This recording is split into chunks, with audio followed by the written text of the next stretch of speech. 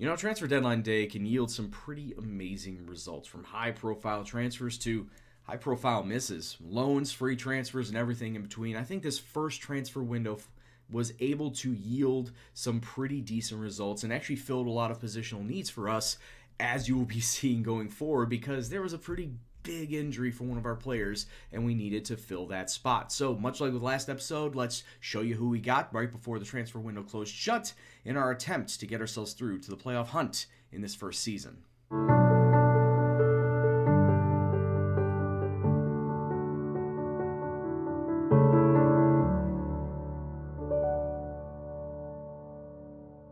What's up, peoples? It's Gendo here, and if you're still enjoying the series, please do go and drop it a like. And today on the docket, we got ourselves a matchup versus Wolves and Brighton and Hove Albion at home. We drew against them in the league, so getting some more cup action in there. But of course, before we get to that, gotta go over the matches that we've taken place since last episode and now. And of course, the main important thing, we gotta go over all the transfers, both out and in. And between last episode and now, the only player that we sold off was Matt Mills, the 31-year-old center back. And if you remember what I said at the end of last episode, we needed to get better at that center backing spot because most of my players were either old and or slow, and Matt Mills was on that chopping block. We sold him off to Birmingham City for £750,000. Now, a lot of my players were not happy about this selling off because he was a very highly influential player. So it took me a little bit of time and a little bit of coaxing to try and get him over to my side. A couple are still pretty mad about this whole thing, but we needed to get better at center back, and I wasn't going to have old and slow guys staying on that roster if I could look to try and get better. And that segues in nicely to the players that I'm bringing in section, and they're all loan signings. And the first one we're going to talk about is Roshan Williams, who we've loaned in from Manchester United. We're paying half of his salary, £500 a week. That's not bad at all. That's very manageable. But take a look at his pace. Lightning quick. 17 pace, 16 acceleration. Then you take a look at his physicals, decent there. And then you move over to the defensive side and you're like, oh no, he's kind of average defensively. Yes, 9 marking, 8 tackling, 12 positioning. We just needed somebody that was fast and could do a decent job defensively, and I think that he could do the job here. And potentially his center backing partner in crime, or more than likely going to be used as cover for the first team, it's Nathan Phillips, who we're loaning in from Liverpool. Now, we're not paying him any of his wages whatsoever this season, which is a big plus. But when you take a look at his stats, yes, you're probably saying that is replacement level at best for the championship, maybe even the best you can get in League One. But like I said, decent enough that he could provide cover and do a job when needed at this level. And also coming in from Liverpool is a young left back by the name of Juanma, and immediately he deposed Moises Delgado, and we have sent him packing back to Barcelona. Because I remember one of you guys saying in the comment section, oh, Delgado's got crap for crossing. Well, guess what? Juanma's got 13 for crossing, so how do you like them apples? And also got some decent defensive stats as well. 13 marking, 12 tackling, decent physically. He's not quite at the Danny Fox level, but he could provide a very competent backup to Danny Fox. So my midfield seems to be a little bit injury prone at this point in time of the season, so I needed to go out and pick somebody up that could at least provide cover if one or even two of them goes out injured. So Ainsley Maitland-Niles is coming in from Arsenal. Once again, not paying his wages. Lovely stuff there. And just take a look at some of his stats. Physically looks solid. Pace 14,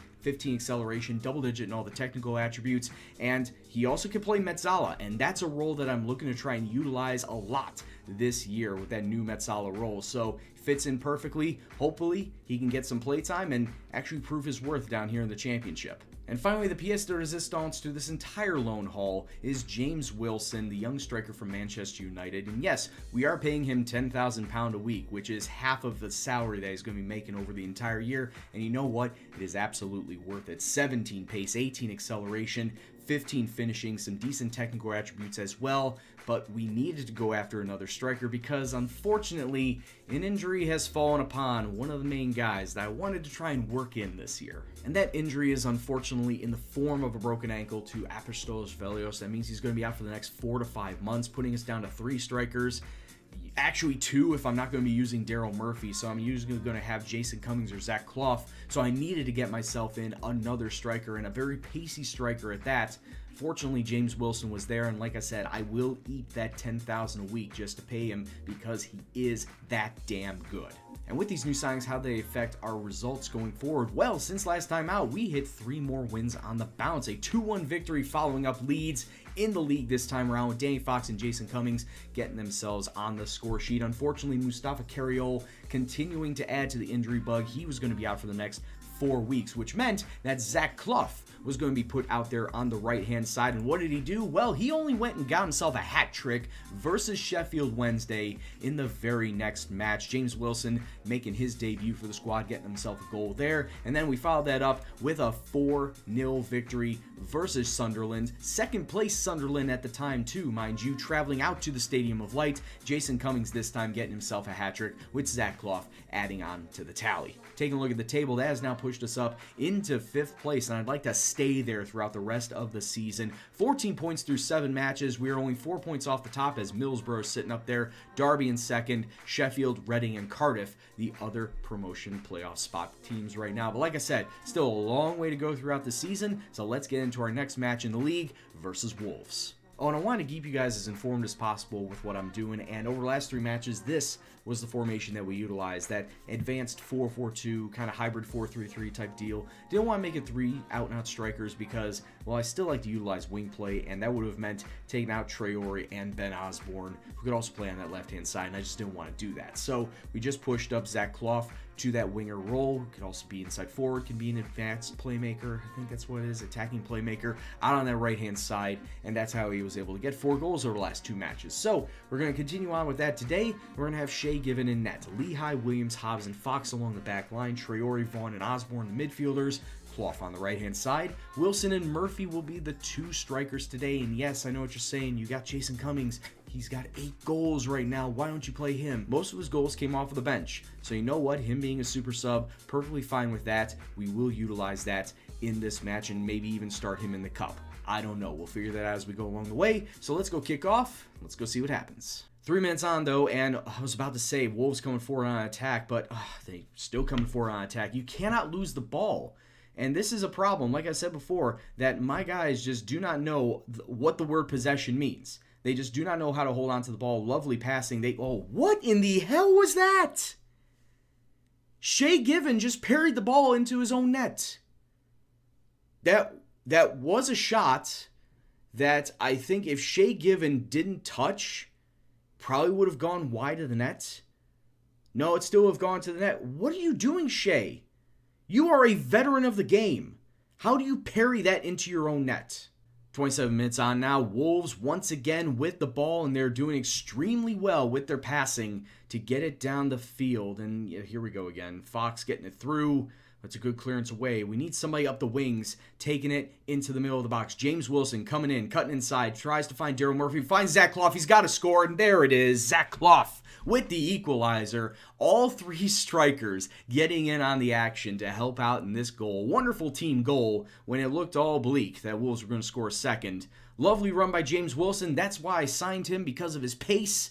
Not so much his passing, but he was able to get it to Murphy, who flicked it on to Clough, and then puts it into the back of the net. 1-1, boys. Let's go. One thing that I need to worry about, though, is Danny Fox. He's got himself a yellow card early, so he might be getting subbed out at half for Wanma to make his debut for the club, because I don't like seeing anybody on a yellow card deep into games, because I just don't think that they're going to be staying in for very much longer. And in fact, I need to be doing something with my back line, because nobody's above a 6'6". Average at best. Need to be doing better. So we come to halftime. To be honest with you, James Wilson's not doing that much better either. He scored a goal on his debut, but since that time, he's just been very lackluster. I like his pace, but he needs to be a lot smarter with his passes and his possession. So you know what? First and foremost, we might actually be subbing him out for Jason Cummings. So guess what? He's going to be coming on in, and hopefully he can turn the tide. I will, of course, still keep Wanma at the ready, just in case I need to sub out Danny Fox.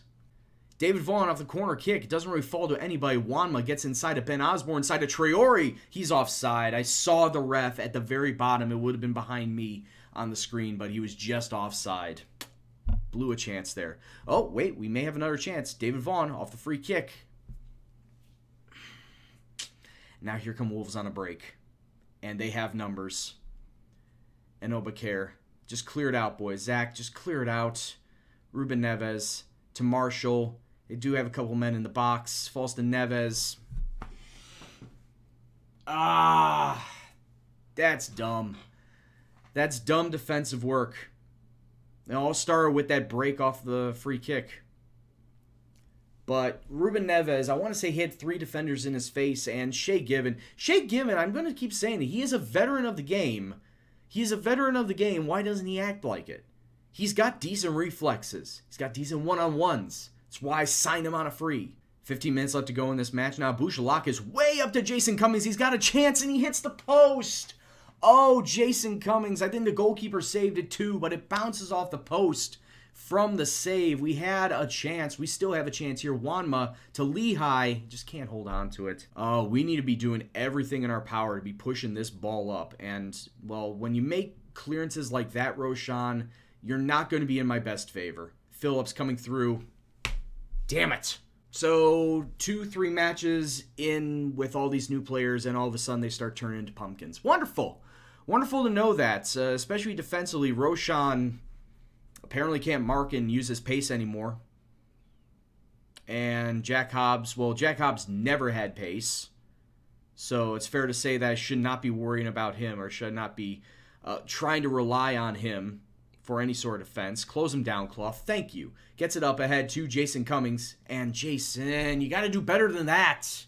Maybe Wolves just led us on, is what I'm thinking. They led us on to think that they were worse than what they actually are. They're currently sitting in 11th place on the table. And yes, I know it's only after 7 games, 8 matches now, and they're going to be bumped up. So they must have just had a rough start to the season. And then us Forest players jumping and dumping along, and hey, it's an easy 3 points for them. So once again, don't put that, just worry about that at a different time. Put it aside, and now let's focus on the Cup. The Carabao Cup, 3rd round at home versus Brighton. Let's go see how we're going to line up. Right, so now let's take a look and see who we're going to be lining up versus Brighton today in the 3rd round of the Carabao Cup. It's going to be modified 4-4-2 today with Shea Given in between the sticks. Dariqua, Mancien, Roshan Williams, and Danny Fox will be on the back line. The 3 midfielders will be Traore, Bouchalakis, and Ainsley Maitland-Niles making his debut. Barry Mackay coming back off his injury in the advanced right wing spot. And the 2 strikers today, James Wilson and Jason Cummings. So the media expect us to lose. The board only predicted us to get this far, to the 3rd round. So if we lose, the board were like, yeah, we met expectations. But versus this Brighton side, 4-4-1 or 4-4-1-1 they're using, I feel like we could sneak a win. We could try. Let's shoot for it. Let's see if we can get to the 4th round of the Cup. And so far, after just 20 minutes, we have had the lone shot on day. Actually, as I say that, Brighton get a shot themselves. We've held majority possession right now, though now it's starting to get back towards even. And this match has just been a whole pile of suck right now. It's been very bad, and no highlights on either side. Corner kick coming in. Barry Mackay is going to try and find a red shirt. It falls out to Danny Fox. Cummings to Maitland-Niles, and Maitland just couldn't find the ball. If he would have, he sure as hell should have taken a shot to get us into a spot. Niles to Mackay, out to James Wilson. But yeah, we come into halftime, and oh boy, there's a lot of 6-4s and 6-3s that I really didn't want to see on the squad right now. Dariqua on a 6-4. Roshan Williams on a 6-3. After his debut, I just don't know what's happened with him. Barry Mackay on a 6-3 himself, so some things need to change. The fact of the matter is, I don't know what. Maybe Mustafa Carriol for Barry Mackay? I need to make subs right now, and more than likely I'm thinking go,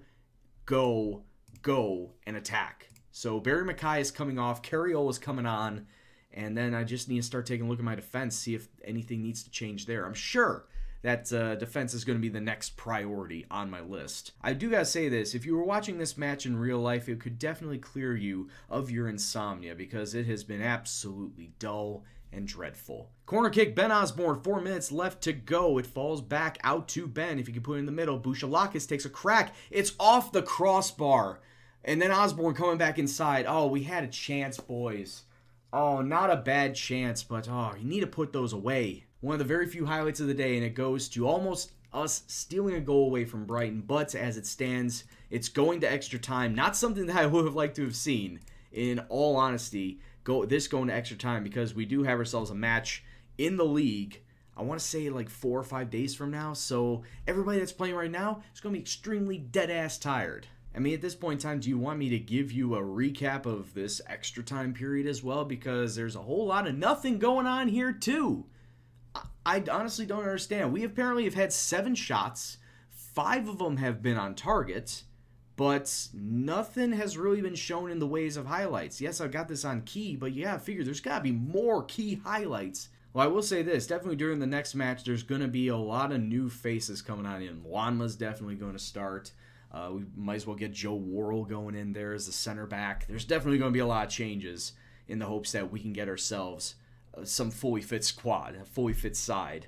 And I do got to say this, we're going up to penalties, and they did not even give me the option to choose my penalty kick takers. Did you see that? As I was talking, it just immediately skipped to the penalty kicks. So I don't know what this game is playing at, but it never gave me the option to choose my penalty kick takers, which is fucking dumb. But anyway, Brighton stepping up first, take their penalties. It's Tomer Hamed. Tomer Hamed steps up. Shay Given. Let's go right down the middle. We got Jason Cummings now stepping up to the spot for us. Jason Cummings, can he level it? He does. He goes right down the middle. It's 1-1. And this is a penalty kick that, of course, is going Abba style. So we got ourselves now Dariqua coming on up in the hopes that he can give us the lead. Come on, Dariqua. Even though he's a defender, don't understand why he's number 2 penalty kick taker. And that's why he's a defender. He should not be taking penalties. That's why I wanted to get my penalties kick takers. I wanted to get them all situated. Thank you, Shay Given, for the save, but still, for the love of God, why did it not let me choose my penalty takers? Why does it go immediately to this?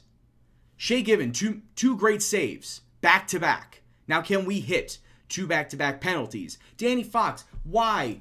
Why do we have 2 defenders going back-to-back with penalties? Why? He's going to miss it. He made it, but still, why? James Wilson, thank you. A proper striker stepping up to take a penalty now. Hopefully he can hit it. He steps up into the back of the net. It's 3-1 Nottingham Forest. And now Brighton, all we need to do is save one of them, I think. I think all we need to do is save one, and we should be through. I'm still not happy they didn't give me a single option to choose my penalty kick takers. No matter the outcome of this game needs to be fixed. It should have not happened like this. Shay Given, let's ball go through. It's now 3-2. Brighton are back in this. Proper stepping up for Brighton. 5th and final kick for him. Goes down the middle. It should not have gone this long. In all honesty, it should not have gone this long. So now it's down to our 5th and final kick taker. Come on, Benny boy. Get us through. Let's go. Nottingham Forest, 4-3 penalty victors. Somehow getting ourselves through to the 4th round of the Cup. And you know what? Penalty shootouts, sometimes they're good, sometimes they're bad. You never want to see results dictated by penalty kicks in general. And I'm just going to be flat out honest with them. I was far from pleased with what I saw. A lot of them look confused and demotivated, even though we won. So when we come back next episode, of course, it will be that 4th round of the EFL Cup. We'll be taking on Burton Albion before that. And we won't know the draw of the EFL Cup 4th round until we face Aston Villa. It's the day after that Aston Villa match. So you'll find out next time around. But anyway, guys, that's the end of the episode. I do hope you enjoyed it. And if you did, please do go and drop a like, share with all your friends, and subscribe if you are new and you want to see more FM18 content. If you want to leave a comment on what you saw today or just for the series in general, please do so in the comment box below. But anyway, guys, I've been Gendo and you have been awesome, and I'll see you next time. Take care and peace out.